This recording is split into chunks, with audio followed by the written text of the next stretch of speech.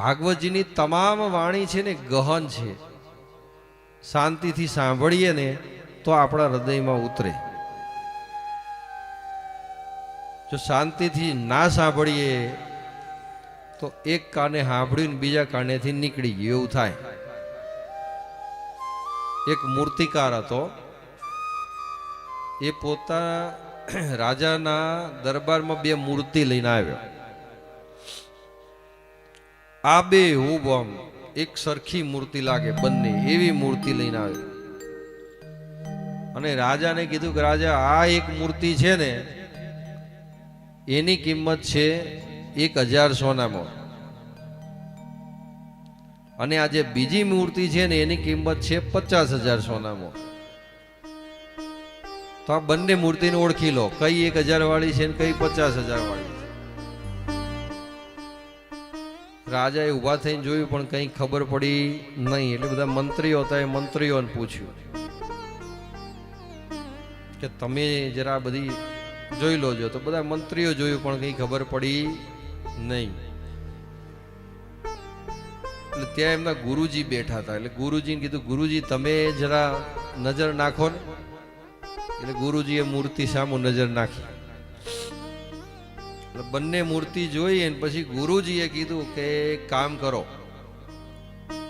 એક સૂતળી લાવો અને થોડું પાણી લાવો.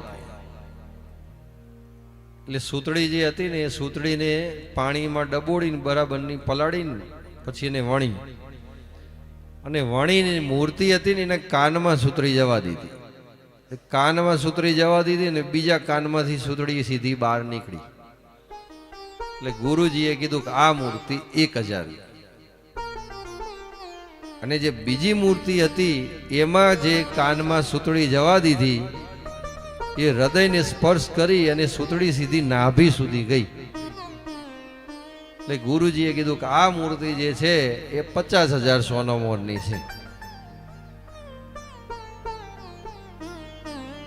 એટલે તમે અહીંયા બધા બેસેલા મૂર્તિ 1000 સોના મોરની છે કે 50,000 સોના મોરની, તમે નક્કી કરી લેજો. એક કાને સાંભળીને બીજા કાને જો બહાર કાઢી નાખો તો 1000 વાળી, અને જે કથા થાય એ હૃદયમાં ઉતારો અને હૃદયની સ્પર્શ નાભી સુધી પહોંચે તો તમે 50,000 સોના મોર વાળી મૂર્તિ.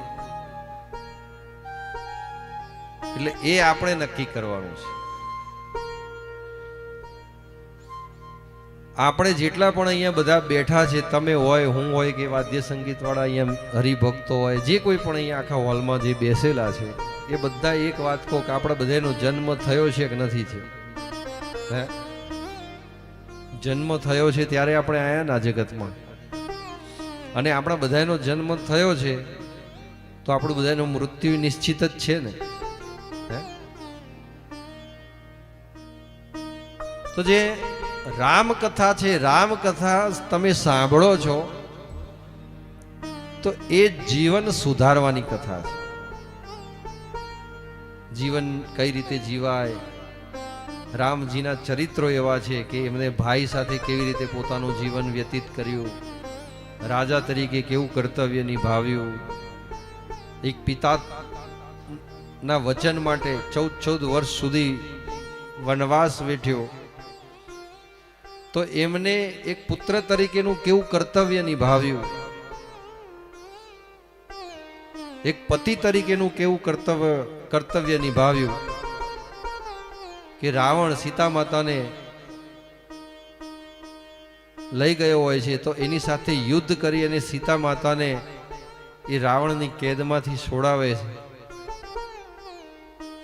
તો એમને જીવનમાં મિત્રો સાથે, પરિવાર સાથે કેવા કેવા સંબંધો નિભાવ્યા અને પોતાના ગુણોને કેટલા પ્રવૃત્ત કર્યા. એમને એ રામચરિત માનસમાંથી, ભગવાન શ્રી રામના ચરિત્રમાંથી આપણને બધું જાણવા મળે. પણ તમારું મૃત્યુ કઈ રીતે સુધારવું એ તમને ભાગવતજીની અંદરથી જાણવા મળે. જીવન શીખવું હોય અને જીવન જીવતા શીખવું હોય તો રામચરિત માનસ છે, પણ તમારે મૃત્યુ સુધારવું હોય તો એના માટે ભાગવતજી છે. અને આજે ધન્ય છે તમને કે આ બંને શાસ્ત્રનો સંગમ, ત્રિવેણી સંગમ અહીંયા તમે કરી નાખ્યો. એક બાજુ રામચરિતમાનસ થઈ રહ્યું છે, એક બાજુ ભાગવતજીની ગંગા વહી રહી છે, અને એક બાજુ ગંગાજીનો કિનારો છે. એટલે ગંગાજીનો કિનારો, રામકથા અને ભાગવત કથા, એટલે ત્રિવેણી સંગમ પ્રયાગ થઈ ગયો. એટલે ધર્મ પ્રયાગ આજે આ પરિવારે રચી દીધો છે. સત સત નમન છે તમને કે આવા સુંદર મજાના આવા કાર્યો તમે કર્યા છે.